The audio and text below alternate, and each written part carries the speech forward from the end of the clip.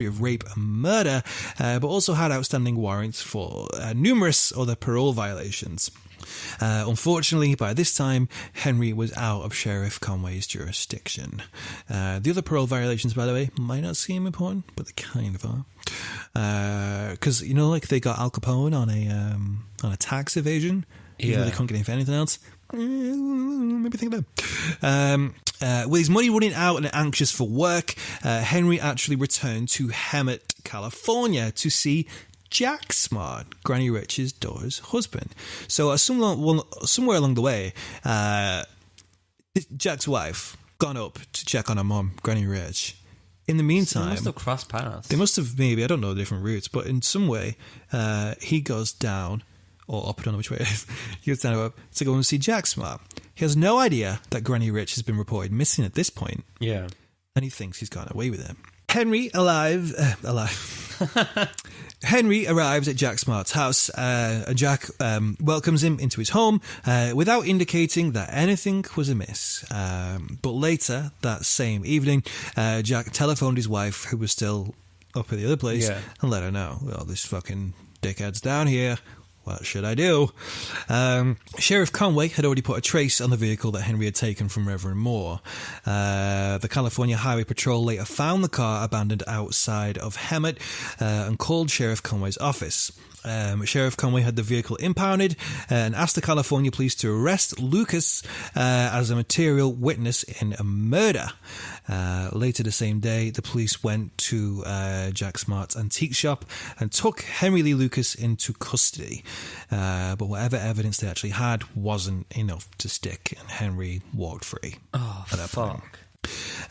Henry spent the next few days doing his usual, robbing convenience stores and killing anyone that resisted or could identify him. After all his money had been spent up, Henry actually had the cheek to phone Reverend Reuben Moore at the House of Prayer and ask for help. Seriously? So this is where the murder of Frida has sort of... He's doing things which he wouldn't... Do you not think it's a bit of a strange character twist where he's doing things... He seemed like he was always moving forwards before. He was always pushing forwards. He wasn't ever stepping over old turf before. But he seems to be floating around this thing. Yeah, he's not really pushing himself far away. He told Reuben that he'd been travelling trying to find Frida, but he'd run out of money and needed a place to stay. Of course, letting a potential murderer into his home was the last thing that Reuben wanted to do. But he knew that he needed to get him in Sheriff Conway's jurisdiction if they were ever going to catch him.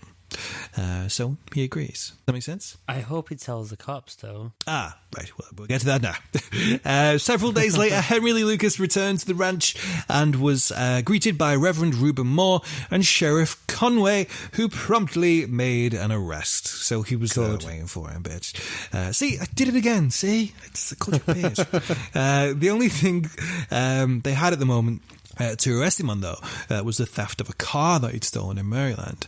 So see what I mean? It's a very small thing, but the one thing that they've got on these parole violations... Hold him. Yeah, we got at least keep him. At least fucking keep him. Sheriff Conway held Henry for several weeks, trying in vain to get him to confess to the murders. Eventually, word came back from Maryland police that they had no intentions of issuing an extradition order for something as petty as a car stealing. So they told Sheriff Conway and suggested that he be released. Slippery son of a bitch, isn't he? Fuck. It's like they keep getting him and he keeps slipping out of the way. Getting him, slipping out of the way. Slipping out of the way. So he managed to keep him for a long amount of time, but he wasn't giving in at that point. And then obviously push came to shove and the other people in the other jurisdiction couldn't be asked, essentially. When he got out, Henry told Reuben Moore that he was intent on clearing his name. Impossible task. And he was going to leave to find Frida and Granny Rich, wherever they might be. Obviously, this is all... He doesn't believe he's going to find him. He's just going to fucking run away. Is he deluded, or does he actually think? I He's don't doing think that? so. I think he's just saying this for face value. Was he? Like, you know, Yeah. I suppose it's a good enough thing. He's like, no, look, I'm innocent, and I'll be the hero of this story. I'll prove it. It might instill a little bit of more trust in him, maybe. I don't know. Yeah. Probably not. It was at this moment, though, where Henry actually makes his biggest mistake yet.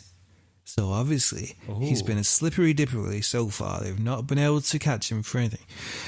What Henry does is he actually hands over a pistol that he had to Reverend Reuben Moore for safekeeping. 4 days later, Reverend Reuben Moore was summoned to fetch Henry from San Juan, New Mexico, where his car had broke down. He fucking sounds like such a big dick, this guy. He really He's like, I'm going to take your car, I'm going to find it. And he goes, will you come and pick me up? I broke it down. It's like, it's not your fucking relative or your parent. Yeah. Fucking sort yourself out, you grown man. I sound like such a dad. Sort yourself out, you grown man. It's true, though. It's true. Yeah, true that. So Reuben picked Henry up and returned him to Stoneburg on June 11th, 1983. That day, Henry was jailed as an ex-con possessing a handgun. He'd already been inside for the murder of his mother. He was an ex-convict, and you're not allowed a fucking gun.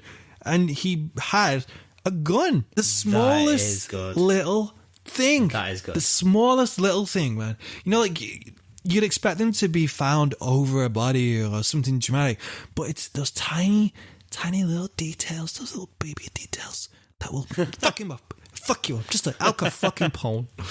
Yes. The charge was enough to keep Henry inside long enough for Sheriff Conway to search for further evidence. Now, he's like, I'm not going to... He already knows he's not going to give up the goods by just by pressuring him. So he needs to find some evidence, some little slithers of information that he can try and use towards him. A single bone fragment was recovered from the wood-burning stove that Henry used to dispose of Granny Rich's body. You remember that? And Sheriff Conway had also found a partially completed skeleton that roughly matched Frida's in terms of age and size. Here's the dildo. The evidence is controversial, as it's believed both the bone fragment and skeleton weren't definitively identified by the coroner, but that the results were skewed in favour of reaching a conviction. Still, it was enough to charge him for both murders. So the idea is that this evidence, if it had been properly looked into, may not have actually been as strong as what they thought. Bone fragment may not have actually been from her, may have been some other shard or something. More than likely it would have been from her. I don't know. Well, that's the controversial things about it. Anyway, following his arrest, Henry claimed that police stripped him naked, denied him cigarettes and bedding, and held him in a cold cell and didn't allow him to contact an attorney. Isn't that against the law? I thought they have to let them have a right to an attorney. Yeah, I don't know what went down. This is just his I'm claims. not sticking up for him or anything like that. No, I know, but I think these people are pretty fucking pissed off at him. To be honest with you. And rightly bastards. so. But yeah, that's his words. I don't know. Maybe he was saying that to maybe put them in the shit as well. Yeah. Maybe. Meanwhile, back in Jacksonville, Ottis was having the time of his life. Having not seen or heard from Henry in some time, he'd apparently lapsed into a world of his own.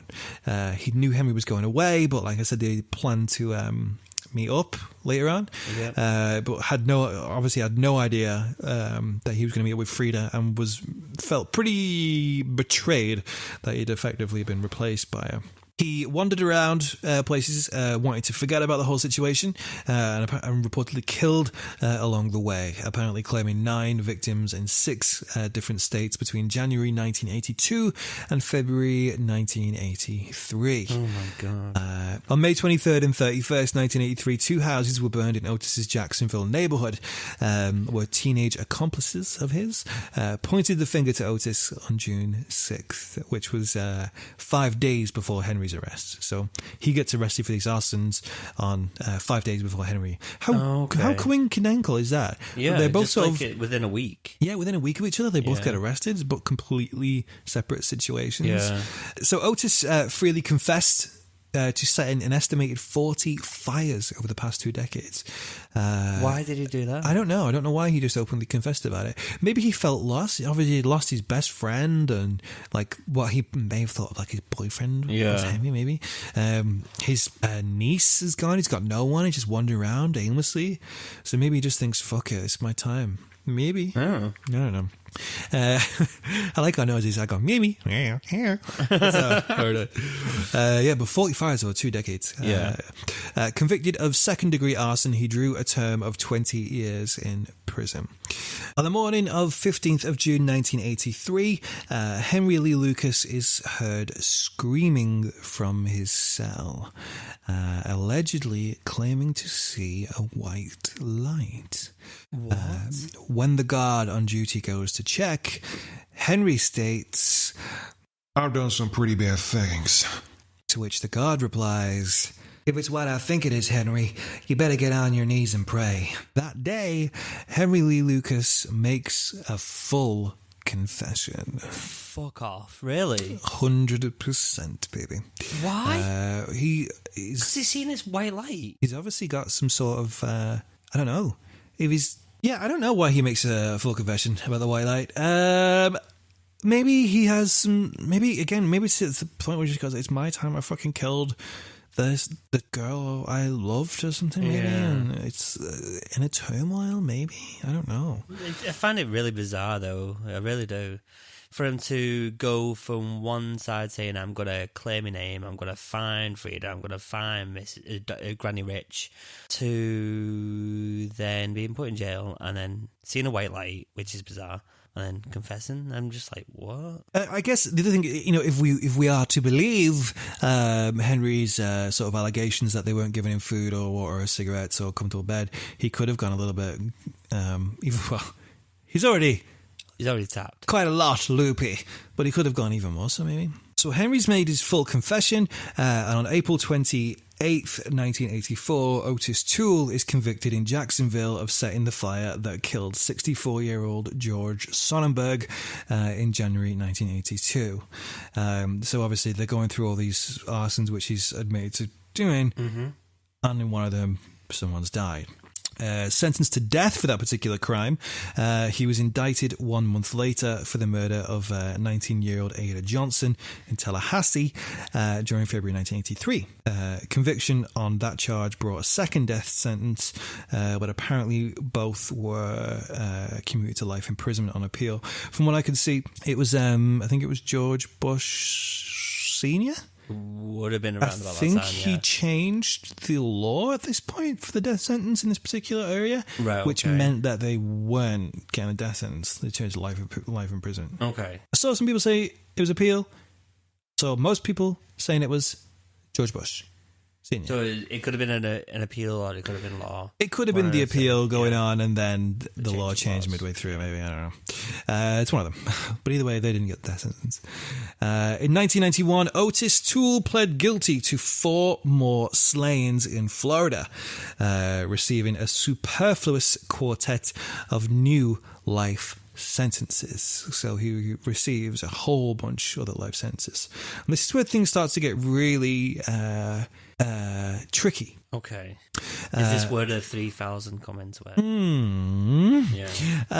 Over the next 18 months, Henry Lee Lucas confessed to a seemingly endless series of murders, bumping his estimated body count from 75 to 100, then from 150 to 360, tossing in murders by friends and associates to reach a total way over 500 at that point. See, that still sounds ridiculously high. Like 500? That's crazy, right? Sounds impossible, even that. Ottis Toole, obviously serving his time separately in Florida, was implicated in many of the same crimes as Henry, and Ottis also randomly began to chime in with his own confessions, bringing the body count at one point to almost 3,000. Sorry to interrupt, but do they know that each other's in prison? Yeah, so at this point it's like, we've got, while Ottis is inside, Henry's spewing his guts in terms of the secrets and all his confessions, and he's implementing Ottis out of them as well. Obviously, Ottis is being accused of this as well. Yes. So he gets told, and he's like, "Oh, okay." And then he goes, "Fuck it, let's just say it." Maybe. I think this might be a little game they play with each other or something, maybe. I don't know. I genuinely don't know, but it's just fucked up. Still, obviously, there's nothing to confirm that particular number was true. So Henry, his actual conviction, he was stood convicted of 9 deaths, including a Texas death.